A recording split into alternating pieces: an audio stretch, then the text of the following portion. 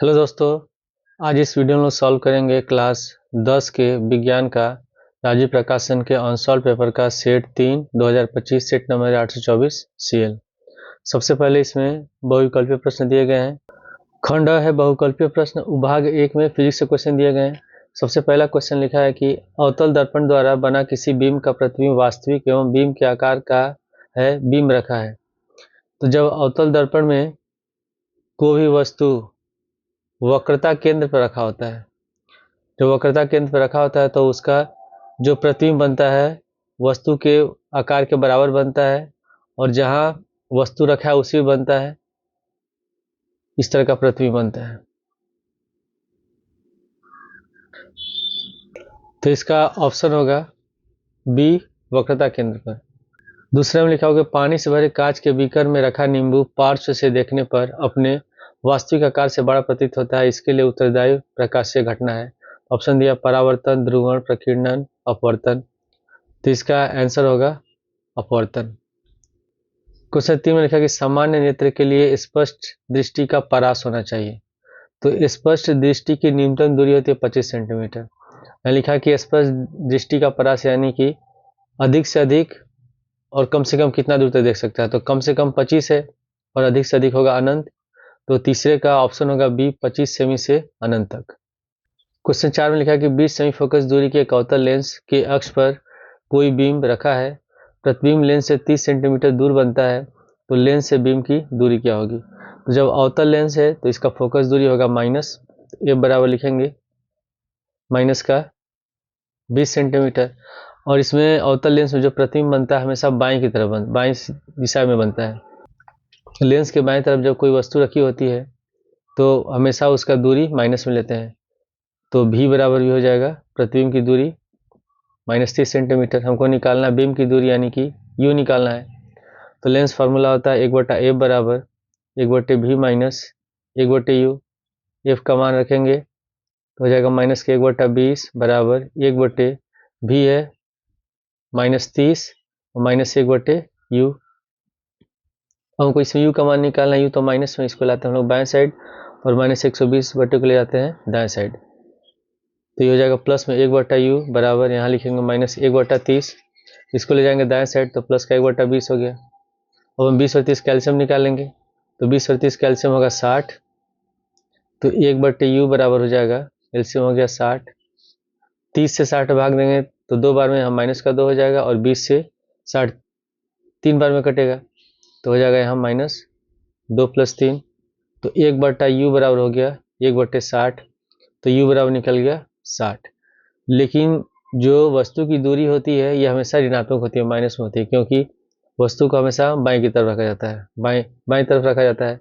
लेकिन ये तो इसमें प्लस में है, लेकिन ऑप्शन में दिया है 60 सेंटीमीटर, तो चौथे का हम ऑप्शन डी सही लिखेंगे, टिक करेंगे 60 सेंटीमीटर। क्वेश्चन 5 में लिखा कि दो प्रतिरोध प्रत्येक 10 ओम समांतर क्रम में जुड़े हैं, संयोजन के सिरों पर 10 वोल्ट की बैटरी जुड़ी है, प्रति सेकंड प्रवाहित आवेश की मात्रा होगी। इसमें ऑप्शन दिया हुआ है। क्वेश्चन लिखा है कि दो प्रतिरोध हैं और वो समांतर क्रम में जुड़े हैं। इस तरह दो प्रतिरोध जुड़े हैं समांतर क्रम में और ये 10 वोल्ट की बैटरी से जुड़े हैं, तो ये इसके विभवांतर हो जाएगा 10 वोल्ट, और इसका ये प्रतिरोध है 10 ओम और नीचे वाले का प्रतिरोध है 10 ओम। जब समांतर क्रम में होंगे तो तुल्य प्रतिरोध का फॉर्मूला होगा 1/R बराबर 1/R1 प्लस 1/R2। तो R1 भी 10 होगा, R2 भी 10 होगा, तो आप लिख लेंगे तब 1/R बराबर 1/10 प्लस 1/10। तो 1/R बराबर हो गया, दोनों कैल्शियम 10 होगा, एक और एक हो गया 2, 2 एक कम 2, 2 से 10 कटेगा 5 बार में, तो R बराबर निकल गया 5 ओम। ठीक है, अब हम निकालेंगे इसमें धारा।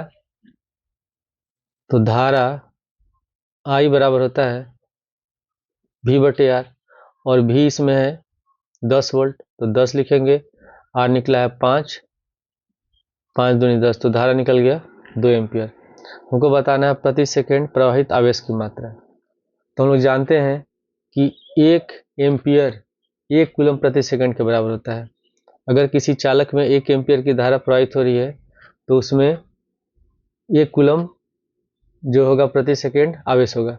तो इसमें 2 एम्पीयर धारा प्रवाहित हो रही है, 2 कूलम प्रति सेकेंड, तो पांचवा का आंसर होगा बी। क्वेश्चन 6 में लिखा कि स्तंभ ए में दी गई भौतिक राशियों का सुमेलन स्तंभ बी में दिए गए मात्रकों से कीजिए और सही विकल्प का चयन कीजिए। तो सबसे पहले विद्युत प्रतिरोधकता, तो विद्युत प्रतिरोधकता का मात्रक होता है ओम मीटर, तो पहले हो जाएगा चौथा। उसके बाद विद्युत विभवांतर, तो इसमें विद्युत विभवांतर का होगा जूल प्रति कूलम, तो दूसरे का हो जाएगा तीसरा। वैद्युत ऊर्जा का होगा वाट घंटा और वैद्युत आवेश का हो जाएगा कूलम। तो इसमें डी वाला हमारा ऑप्शन सही होगा, पहले का चौथा होगा, दूसरे का तीसरा, तीसरे का दूसरा और चौथे का पहला। क्वेश्चन 7 में लिखा कि तांबे के तारों की 2 कुंडलियां एक दूसरे के निकट रखी हैं, एक कुंडली में विद्युत धारा का मान परिवर्तित होने पर दूसरी कुंडली में भी धारा प्रवाहित होने लगती है, इस परिघटना का कारण क्या है? तो ये जो परिघटना होती है ये अन्योन्य प्रेरण के कारण होती है। उसके बाद विभाग 2, इसमें केमिस्ट्री का क्वेश्चन है। इसमें लिखा है कि निम्नलिखित रासायनिक समीकरण को पूरा कीजिए। यहाँ लिखा हुआ CO2 और यहाँ हमको लिखना है एक अभिकारक जिसे CO2 रिएक्शन करके बनाता है कैल्शियम कार्बोनेट और H2O। तो इसमें जो होगा बी वाला ऑप्शन सही होगा, COH का होल 2 कैल्शियम हाइड्रोक्साइड, तो 8वें का हो जाएगा बी। क्वेश्चन 9 में लिखा है कि रासायनिक अभिक्रिया है, यहाँ है Fe plus CuSO4 copper sulphate और रिएक्शन करके बनाते हैं फेरस सल्फेट और कॉपर। तो इसमें जब लोहा कॉपर के साथ अभिक्रिया करता है तो इसका जो सल्फेट आयन है उसको हटा देता है और खुद सल्फेट आयन के साथ अभिक्रिया करके कॉपर को अलग कर देता है। तो ये जो अभिक्रिया होगी हो जाएगी विस्थापन अभिक्रिया, तो 9वें का हो जाएगा ये। क्वेश्चन 10 में लिखा है कि बेकिंग सोडा का सूत्र क्या है? तो बेकिंग सोडा जो होता है वो खाने वाला सोडा होता है, उसका सूत्र होता है NaCO3 सोडियम बाइकार्बोनेट। क्वेश्चन 11 में निम्नलिखित में असंतृप्त हाइड्रोकार्बन क्या है? तो इसमें जो हाइड्रोकार्बन होते हैं एक होता है एल्केन होता है, उसके बाद एल्कीन होता है, एल्काइन होता है। तो इसमें जो एल्केन होता है ये संतृप्त हाइड्रोकार्बन होता है, बाकी जो एल्कीन और एल्काइन होते हैं वो असंतृप्त हाइड्रोकार्बन होते हैं। तो यहाँ पे CH4 मीथेन है, फिर ये भी एल्केन है, ये भी एल्केन है, ठीक है। इसमें जो C2H2 है ये एल्केन नहीं है, तो ये हम लोग का असंतृप्त हाइड्रोकार्बन होगा, 11 का ऑप्शन होगा बी। 12 में लिखा कि नाइट्रोजन के द्विपरमाणुक अणु में आबंध होते हैं। तो नाइट्रोजन के द्विपरमाणुक अणु में जो आबंध होते हैं वो त्रिबंध होते हैं, त्रिआबंध होते हैं। तो 12वें का आंसर होगा सी। क्वेश्चन 13 में लिखा कि निम्नलिखित में समजातीय श्रेणी क्या है? तो समजातीय श्रेणी कहते हैं जिसमें जो यौगिक होते हैं उनके बीच का अंतर होता है CH2, इतने इनका अंतर इतने ही का अंतर होता है, तब जो यौगिक होंगे वो समजातीय होंगे। तो यहाँ CH3OH है, यहाँ C2H5 है, तो दोनों के बीच का अंतर है CH2 का अंतर है, तो 13वें का ये ऑप्शन सही है। उसके बाद विभाग 3, इसमें बायो का क्वेश्चन है। क्वेश्चन 14 में लिखा कि 6 कार्बन वाले अणु ग्लूकोज का 3 कार्बन वाले अणु पाइरूट में विखंडन होता है, यह प्रक्रम होता है। तो यह प्रक्रम कोशिका द्रव में होता है, 14 का ऑप्शन होगा ये। 15 है अपोहन संबंधित है, अपोहन कहते हैं डायलिसिस को, तो ये डायलिसिस जो होता है ये किडनी में होता है और ये उत्सर्जन संबंधित है, तो 15 का आंसर होगा सी। क्वेश्चन 16 में लिखा कि निम्नलिखित में कौन सा जंतु हार्मोन है? तो इसमें जो एड्रीनलिन होता है ये जंतु हार्मोन होता है, बाकी ये सब पादप हार्मोन है। क्वेश्चन 17 में है एकल पौधे से अनेक पौधे संक्रमण मुक्त परिस्थितियों में उत्पन्न करने की तकनीक कहलाती है, तो ये तकनीक कहलाती है उत्तक संवर्धन। क्वेश्चन 18 की क्लोरोफिल आवश्यक है, तो क्लोरोफिल जो आवश्यक होता है ये प्रकाश संश्लेषण के लिए आवश्यक होता है। क्वेश्चन 19 में है पारितंत्र का भौतिक कारक क्या है? भौतिक कारक कहते हैं जो अजैविक होते हैं, तो इसमें पौधे, जंतु और सूक्ष्म जीव ये जैविक है, लेकिन ताप जो है अजैविक है, तो इसका भौतिक कारक हो जाएगा ताप। 19 का ऑप्शन होगा सही ए। 20 में लिखा है कि निम्नलिखित में कौन सा शीर्ष मांसाहारी है? तो जो शीर्ष मांसाहारी इसमें है ये है शेर, तो 20 का ऑप्शन डी सही होगा। इसके बाद खंड ब है वर्णात्मक प्रश्न, विभाग 1 में फिजिक्स का क्वेश्चन है। पहले में लिखा हुआ है कि पहला कि किरण आरेख द्वारा उत्तल दर्पण से प्रतिबिंब का बनना दर्शाइए जबकि बिंब यानी कि वस्तु अनंत पर हो, और दर्पण के दूसरा दिया कि दर्पण के धुर अनंत के बीच में हो। तो पहले वाले में जब बिंब अनंत पर है तो इसमें ये हो गया हम लोग का उत्तल दर्पण, ये है मुख्य अक्ष। जब अनंत से कोई प्रकाशीय किरण आती है तो मुख्य अक्ष से समांतर होती है, तो 2 प्रकाशीय किरणें लेंगे, ये मुख्य अक्ष से समांतर होगा।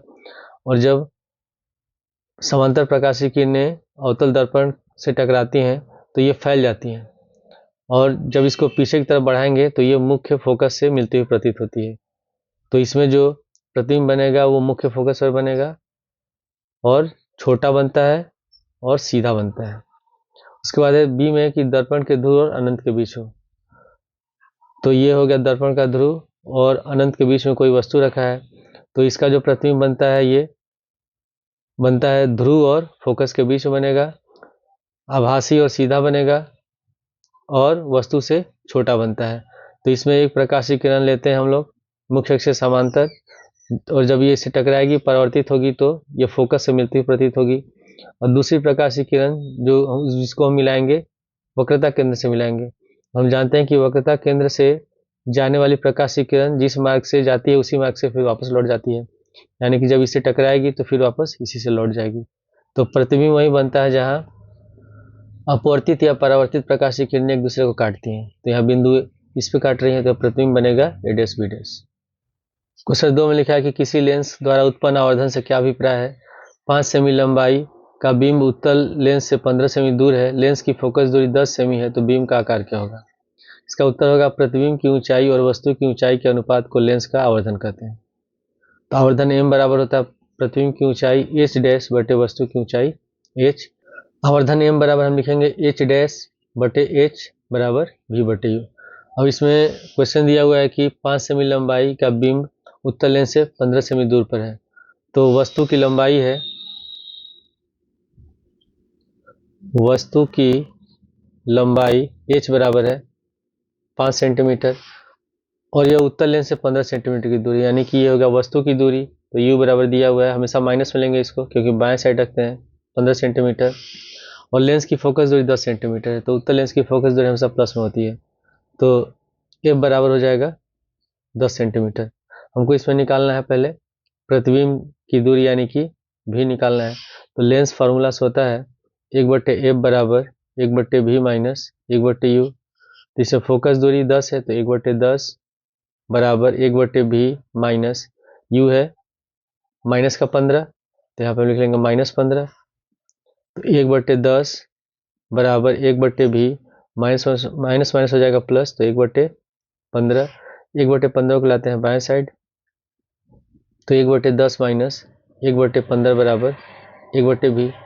15 10 कैल्शियम लेंगे, एल्शियम होगा 30, 10 3 30, तो यहाँ हो गया 3, 15 दूनी 30, तो 2 हो गया बराबर में 1/v। तो 3 में से 2 घटाएंगे बचेगा 1, तो 1/30 बराबर हो गया 1/v, तो v बराबर होगा 30 सेंटीमीटर। अब हमको इसे बताना है प्रतिबिंब का आकार।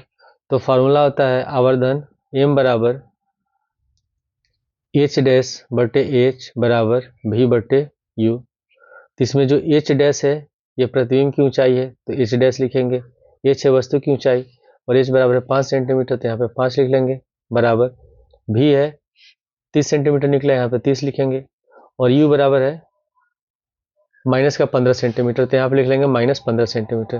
15 से 30 कट जाएगा 2 बार में, तो ये हो जाएगा h डैश बटे 5 बराबर माइनस का 2, तो h डैश बराबर हो गया -10 सेंटीमीटर। तो जब प्रतिबिंब की लंबाई माइनस में आ रही है इसका मतलब जो प्रतिबिंब है यह वास्तविक बन रहा है और उल्टा बन रहा है। क्वेश्चन 2 का पहला है कि मानव नेत्र के अभिनेत्र लेंस की समंजन क्षमता का अर्थ स्पष्ट कीजिए और अभिनेत्र लेंस द्वारा प्रतिबिंब कहाँ बनता है। तो इसका उत्तर होगा कि अभिनेत्र लेंस की वह क्षमता जिसके कारण नेत्र लेंस सिलियरी मांसपेशियों की सहायता से अपनी फोकस दूरी को बदलकर दूर और पास की वस्तुओं को स्पष्ट रूप से देख पाता है, समंजन क्षमता कहलाती है। अभिनेत्र लेंस द्वारा प्रतिबिंब रेटिना पर बनता है जो वास्तविक उल्टा और सीधा होता है, जिसे मस्तिष्क सीधा करके देखता है। क्वेश्चन 2 में लिखा है कि किसी प्रिज्म द्वारा प्रकाश किरण के अपवर्तन को किरण आरेख द्वारा दर्शाइए तथा निर्गत कोण में विचलन को इंगित कीजिए। तो ये हम लोग का प्रिज्म ABC, ये है आपतित प्रकाशीय किरण और ये है अभिलंब। तो जब आपतित प्रकाशीय किरण प्रिज्म से होकर जाएगी तो विचलित होगी, तो ये हो गया इसका वास्तविक रास्ता, और जब विचलन होगा तो इस रास्ते से होकर के जाएगी, ठीक है। और अभिलंब के साथ आपतित किरण जो कोण बनाएगी आपतन कोण होगा, और ये हो गया अपवर्तन कोण R1। फिर इसके बाद जब प्रकाश की किरण कांच से बाहर निकलती है यानी कि सघन माध्यम से विरल माध्यम में जाएगी तो ये अभिलंब है, अभिलंब से दूर हटेगी। तो ये जो कोण बनेगा ये हम लोग का कहलाएगा निर्गत कोण, जिसको ई से सूचित करते हैं। ये प्रकाश की किरण निर्गत किरण होगी, और ये होगा हम लोग का इसमें अपवर्तन कोण। और इसमें अगर ये आपतित प्रकाश की किरण अगर विचलित नहीं होती तो इसका ये वास्तविक पाथ होता है, यही वास्तविक रास्ता होता है जिससे जाती, और ये हम लोग का निर्गत किरण है। तो जब दोनों को हम लोग इधर पीछे की तरफ मिलाएंगे तो जहाँ ये दोनों एक दूसरे को जिस बिंदु पर काटेंगे उस बिंदु पर जो कोण बनता है उसको हम कहते हैं विसरण कोण, जिसको हम डेल्टा सूचित करते हैं। क्वेश्चन 3 का पहला है कि ओम का नियम लिखिए, दिए गए परिपथ में प्रवाहित विद्युत धारा तथा प्रत्येक प्रतिरोध के सिरों पर विद्युत विभवांतर का मान क्या होगा। तो इसमें चित्र दिया हुआ, इसमें 3 प्रतिरोध हैं 15-15 ओम के, और तीनों समांतर क्रम में जुड़े हैं जो 10 वोल्ट की बैटरी से जुड़ा है। तो ओम का नियम है कि किसी नियत ताप पर चालक के सिरों के बीच का विभवांतर भी चालक में प्रवाहित होने वाली विद्युत धारा I के समानुपाती होता है, यानी कि भी समानुपाती होगा I के। जब ये समानुपाती का चिन्ह हटाएंगे तो हम एक कांस्टेंट लिखते हैं, तो भी बराबर हो जाएगा RI, जहाँ R स्थिरांक है जिसे प्रतिरोध कहते हैं, और इसका मात्रक होता है ओम। अब यहाँ इसमें लिखा हुआ है कि 3 प्रतिरोध हैं, तीनों समांतर क्रम में जुड़े हैं, तो हमको इसमें निकालना है धारा का मान और प्रत्येक प्रतिरोध के सिरों का विभवांतर। तो इसमें मान लेते हैं कि पहला प्रतिरोध R1 बराबर 15 ओम, R2 बराबर 15 ओम और R3 बराबर है 15 ओम, और तीनों समांतर क्रम में जुड़े हैं। तो मान लेते हैं तुल्य प्रतिरोध R है तो 1/R बराबर हो जाएगा 1/R1 plus 1/R2 plus 1/R3। तो 1/R बराबर हो जाएगा 1/15 प्लस 1/15 प्लस 1/15, तीनों कैल्शियम 15 होगा, और इसको जोड़ देंगे 1 1 1 तो ये हो जाएगा 3/15, 3 एक कम 3, 3 5 15, तो R बराबर निकल गया 5 ओम। ठीक है, अब हमको निकालना है इसमें धारा। तो धारा I बराबर होता है V/R, और V इसमें 10 वोल्ट है तो 10 हो जाएगा, और R निकला है 5 प्रतिरोध, तो 5 से 10 कट जाएगा 2 बार में, तो धारा निकल गया 2 एम्पियर।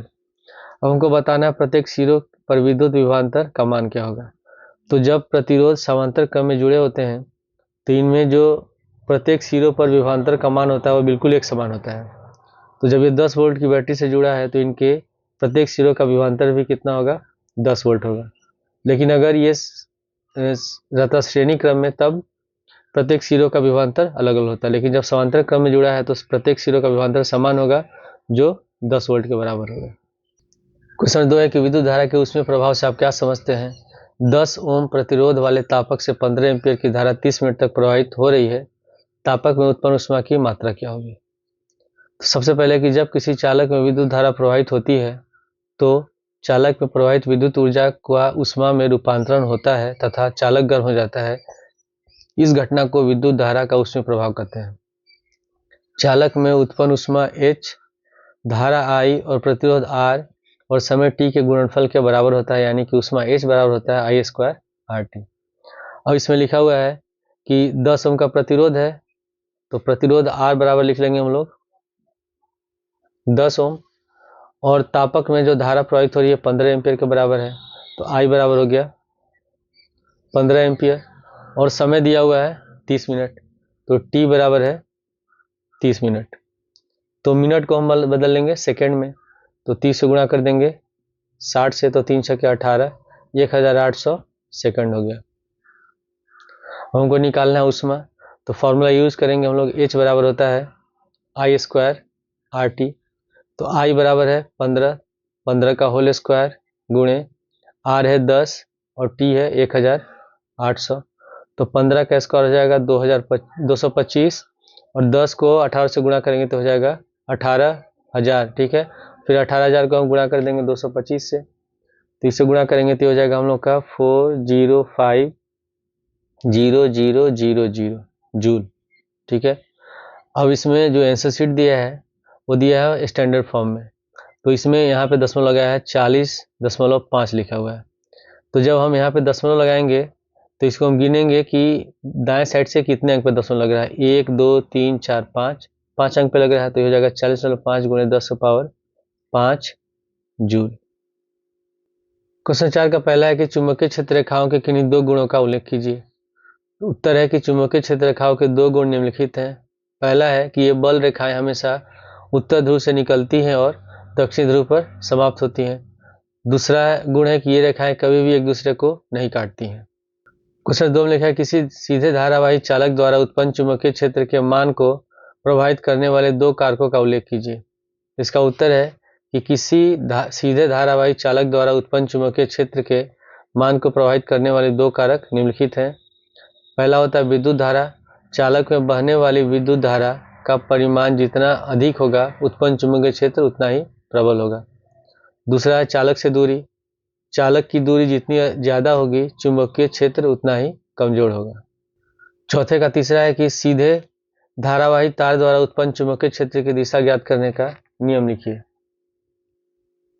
सीधे धारावाही तार द्वारा उत्पन्न चुंबकीय क्षेत्र की दिशा ज्ञात करने का नियम दक्षिण अंगुष्ठ नियम है या दाएं हाथ का नियम है, जिसको मैक्सवेल का दाएं हाथ का अंगूठे का नियम कहते हैं।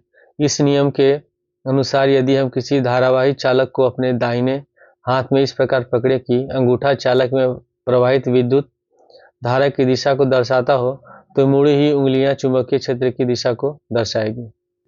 अथवा में दिया है, पहला है कि घरेलू विद्युत परिपथों में फ्यूज का प्रयोग क्यों किया जाता है। इसका उत्तर होगा कि घरेलू विद्युत परिपथों में फ्यूज का प्रयोग शॉर्ट सर्किट या ओवरलोडिंग से विद्युत उपकरणों को जलने से बचाने के लिए किया जाता है। फ्यूज तार टीन और लेड का मिश्र धातु होता है, जिसका गलनांक निम्न तथा प्रतिरोध उच्च होता है। इसी गुण के कारण अतिभारण या ओवरलोडिंग कहते हैं लघु पतन शॉर्ट सर्किट होता है, जिसको कहा जाता है, होने पर यह जल्दी गर्म होकर पिघल जाता है और परिपथ भंग हो जाता है। क्वेश्चन 2 में लिखा है कि 200 वाट का एक रेफ्रिजरेटर 10 घंटे प्रतिदिन चलाया जाता है। 6 रुपये प्रति किलो वाट घंटा की दर से इसे 30 दिन तक चलाने के लिए ऊर्जा का मूल्य ज्ञात कीजिए। तो इसमें फ्रिज का जो क्षमता दिया हुआ है P बराबर है 200 वाट, समय है 10 घंटे और दिन दिया हुआ है 30। तो फॉर्मूला होता है व्यय विद्युत ऊर्जा बराबर वाट गुणे दिन गुणे घंटे बटे 1000। ठीक है, तो वाट इसमें 200 है तो 200 लिख लेंगे, दिन है 30 और घंटा है 10 बटे 1000। तो एक जीरो से एक जीरो इसमें कट जाएगा, एक जीरो से एक जीरो इसमें, और ये जीरो कट गया, तो 20 तिहाई 60। तो ये 60 जो निकल रहा है, ये या तो ये इसको यूनिट कहेंगे या इसको हम कहेंगे किलोवाट घंटा। तो इसमें हमको बताना है कि प्रति किलोवाट का जो दर है वो 6 रुपये, यानी कि प्रति यूनिट का दर है 6 रुपये। तो कुल कितना मूल्य होगा बिजली का, तो यहाँ आप लिख लेंगे ऊर्जा का मूल्य बराबर 60 यूनिट है, 60 किलोवाट घंटा है, इसको गुणा कर देंगे 6 से, तो हो जाएगा 360 रुपये, और ये हमारा आंसर है। इसके बाद भाग 2, इसमें केमिस्ट्री क्वेश्चन है। पहले में लिखा है कि निम्नलिखित अभिक्रियाओं के लिए संतुलित समीकरण लिखिए। ए में है एल्युमिनियम प्लस कॉपर क्लोराइड अभिक्रिया करके बनाता है एल्युमिनियम क्लोराइड प्लस कॉपर, तो इसका उत्तर होगा संतुलित अभिक्रिया है 2Al plus 3CuCl2 equal to 2LCl3 plus 3Cu। B में है कि मैग्नीशियम प्लस हाइड्रोक्लोरिक अम्ल अभिक्रिया करके बनाता है मैग्नीशियम क्लोराइड और हाइड्रोजन, तो इसका रिएक्शन होगा Mg plus 2HCl equal to MgCl2 plus H2। दूसरा में कि निम्नलिखित यौगिक के IUPAC नाम लिखिए, और ये एल्केन है इसमें, तो ये प्रोपेन हो गया और इसके साथ एक क्लोरीन जुड़ा है, तो ये हो जाएगा 1 क्लोरोप्रोपेन। उसी तरह इसमें 4 कार्बन है, मतलब ये ब्यूटेन है, और इसमें OH है, यानी कि ये जो अल्कोहल का ग्रुप होता है वो इसमें जुड़ा हुआ है। तो जब अल्कोहलिक होता है तो हम उसमें लगाते हैं ऑल, तो जब ब्यूटेन है तो हो जाएगा 1 ब्यूटेनॉल। छठवें का पहला कि संक्षारण को समझाइए और इसके 2 उदाहरण लिखिए। इसका उत्तर होगा कि ऐसी प्रक्रिया जिसमें धातुएं हवा नमी के संपर्क में आकर धीरे धीरे नष्ट हो जाती हैं संक्षारण कहलाती है। इसका उदाहरण है लोहे में जंग लगना तथा तांबे का हरा हो जाना संक्षारण के दो उदाहरण हैं। दूसरा है विरंजक चूर्ण के निर्माण की रासायनिक अभिक्रिया का रासायनिक समीकरण और इसके दो उपयोग लिखिए। तो इसका उत्तर होगा कि जब बुझा चूना पर क्लोरीन गैस प्रवाहित की जाती है तब विरंजक चूर्ण तथा जल बनता है। तो बुझा चूना कहते हैं हम लोग कैल्शियम हाइड्रोक्साइड को। जब CaOH का होल 2 पे जब हम क्लोरीन गैस प्रवाहित करेंगे तो बनेगा विरंजक चूर्ण CaOCl2 और प्लस H2O जल हो गया। अब इसके दो उपयोग हैं। पहला है कि पेयजल को कीटाणु रहित करने के लिए इसका प्रयोग किया जाता है। दूसरा है कि कपड़ा तथा कागज उद्योग में उपयोग किया जाता है। क्वेश्चन 7 का पहला है कि ऊष्माक्षेपी एवं ऊष्माशोषी अभिक्रिया क्या है, उदाहरण सहित समझाइए। उत्तर है पहला ऊष्माक्षेपी अभिक्रिया, ऐसी रासायनिक अभिक्रिया जिसमें उत्पादों के साथ ऊष्मा भी उत्पन्न होती है ऊष्माक्षेपी अभिक्रिया कहलाती है। जैसे मीथेन गैस को जब ऑक्सीजन की उपस्थिति में जलाते हैं तो कार्बन डाइऑक्साइड बनता है, जल बनता है और ऊष्मा उत्पन्न होती है। दूसरा है ऊष्माशोषी अभिक्रिया, ऐसी रासायनिक अभिक्रिया जिसमें ऊष्मा अवशोषित होती है ऊष्माशोषी अभिक्रिया कहलाती है। जैसे नाइट्रोजन और ऑक्सीजन की अभिक्रिया जब हम कराते हैं तो इसमें ऊष्मा का अवशोषण होता है और नाइट्रिक ऑक्साइड बनता है। क्वेश्चन 2 में लिखा है कि विद्युत अपघटनी परिष्करण से आप क्या समझते हैं, चित्र सहित समझाइए। इसका उत्तर होगा कि ऐसी प्रक्रिया जिसमें अशुद्ध धातुओं को विद्युत अपघटन के द्वारा शुद्ध किया जाता है विद्युत अपघटनी परिष्करण कहलाता है। इसमें एनोड अशुद्ध धातु होते हैं तथा शुद्ध धातु कैथोड होते हैं। जिस धातु को शुद्ध करना होता है उस धातु के लवण को विलयन उस धातु के लवण का विलयन विद्युत अपघट्य की तरह प्रयोग किया जाता है। विद्युत धारा प्रवाहित करने पर अशुद्ध धातु घुलकर कैथोड पर जमा हो जाता है। ये इसका चित्र है। इसमें ये शुद्ध धातु की छड़ जिसको हम कैथोड के रूप में प्रयोग करेंगे, कैथोड कहते हैं जिस छड़ को हम लोग बैटरी के माइनस वाले टर्मिनल से जोड़ेंगे तो कैथोड हो जाएगा, प्लस वाले से जोड़ेंगे तो एनोड हो जाएगा। और जो एनोड होता है ये अशुद्ध धातु की छड़ होती है और इसमें जिस धातु का हम परिष्करण करें शुद्धिकरण करें उसमें उसी धातु का लवण हम लोग यूज करते हैं विद्युत अपघट्य के रूप में। तो जब हम विद्युत धारा प्रवाहित करते हैं तो इसमें जो अशुद्ध धातु की छड़ होती है इसमें से धातु गल करके अलग होता है और जमा हो जाता है कैथोड पर और इसके नीचे जो अशुद्धियाँ होती हैं वो बैठ जाती हैं। क्वेश्चन 7 का 8वां है निम्नलिखित पर संक्षिप्त टिप्पणी लिखिए। पहला है दैनिक जीवन में पीएच का महत्व। तो इसका उत्तर होगा दैनिक जीवन में पीएच का महत्व है। हमारे रक्त का पीएच 7.4 होता है। इसके मान में परिवर्तन होने पर हमारे स्वास्थ्य पर बुरा असर पड़ता है। मुंह का पीएच कम होने पर दांत सड़ने लगते हैं। अपच होने पर पेट में अम्ल ज़्यादा बनने लगता है जिसे सही करने के लिए एंटासिड का प्रयोग किया जाता है। दूसरा है मिसेल। साबुन के अणु जल में इस प्रकार व्यवस्थित होते हैं कि इनका आयनिक सिरा जल के अंदर होता है जबकि दूसरा सिरा जल के बाहर होता है। जल के अंदर अणुओं का एक बड़ा गुच्छा बन जाता है जिसमें जल विरागी पूंछ गुच्छे के आंतरिक हिस्से में होता है जबकि आयनिक सिरा गुच्छे के सतह पर होता है और इसी संरचना को हम लोग मिसेल कहते हैं। तीसरा है धातु एवं अधातु। पहला धातु है। धातुएं सामान्यतः कठोर, आघातवर्ध्य, तन्य, चमकदार एवं विद्युत की सुचालक होती है। इनका गलनांक तथा क्वथनांक उच्च होता है। धातु इलेक्ट्रॉन का त्याग करके धनायन बनाती है। उसके बाद है अधातु। अधातुएं भंगुर, ऊष्मा और विद्युत की कुचालक होती हैं। इनका गलनांक तथा क्वथनांक निम्न होता है। अधातु इलेक्ट्रॉन ग्रहण करके ऋणायन बनाते हैं।